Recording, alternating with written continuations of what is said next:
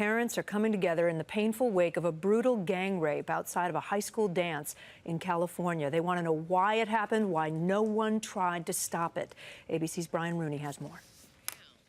In a meeting at Richmond High School, residents, including students and former students, vented their anger about the dangers of life in this city. It's an epidemic. It's in Richmond. It's a virus to this community. It's like AIDS. With an unemployment rate over 14%, Richmond has been described as one of the most dangerous cities in America.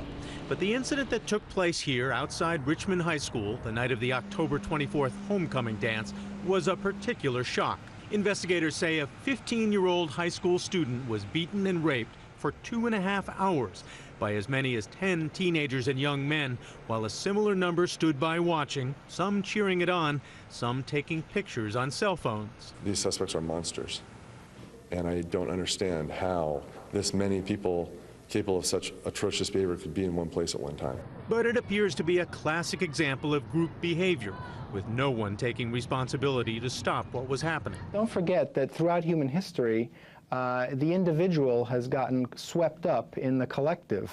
And anytime that happens, the individual responsibility goes out the window, and we have this diffusion of responsibility, where we say, it's the other guy.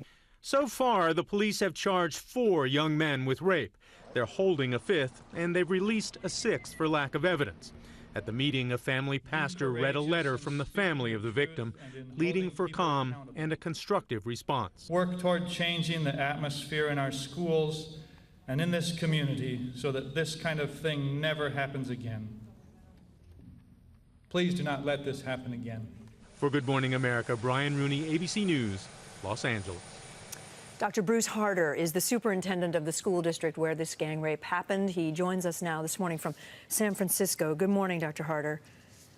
Good morning. Thank you for having me on. It's, I think, important to talk about, but so difficult. What is your understanding of what happened? Who were the people that were watching? Were they just people passing by, bystanders, or was everybody who was sort of watching part of what happened?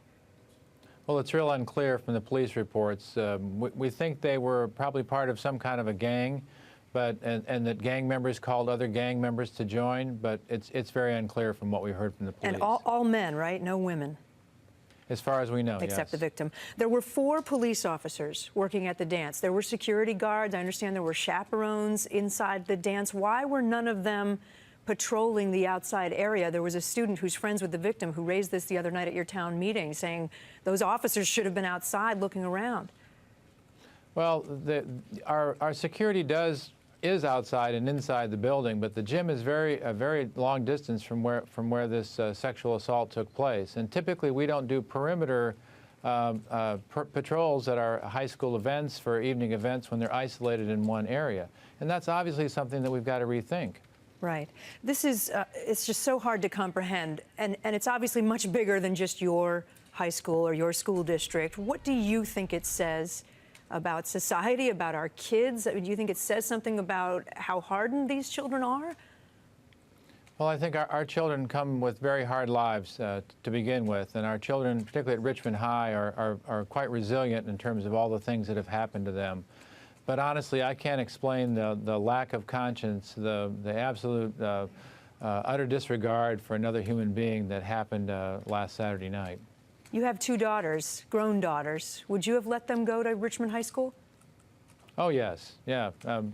I've always been, my children have always been in public schools and always attended the school districts where we worked. And there are parents now, though, that are moving their kids out of the district. So how do you get past this? What do you do now? Well, we have to go back and do several things. One is that we've got to, as I said earlier, we've got to look at our procedures for all of our evening events. We have to also begin to do a better job of connecting with the community around all those preventative kinds of measures that we get from, like, Stand for Domestic Violence and our community violence solutions. And then finally, we've got to look at what our response is in terms of the overall character development program that we have in our schools, so that we have a consistent program from kindergarten all the way through 12th grade. I understand that the school's been talking for years about putting up lights, better fencing, security cameras. Ironically, all those have been in progress, and they're coming up very soon. The The security cameras, the bid for them comes in on Tuesday, so that's been in process for quite some time. And the fencing will begin shortly after the start of the year. Wasn't soon enough, though. Not soon enough. Okay. Dr. Harder, thank you.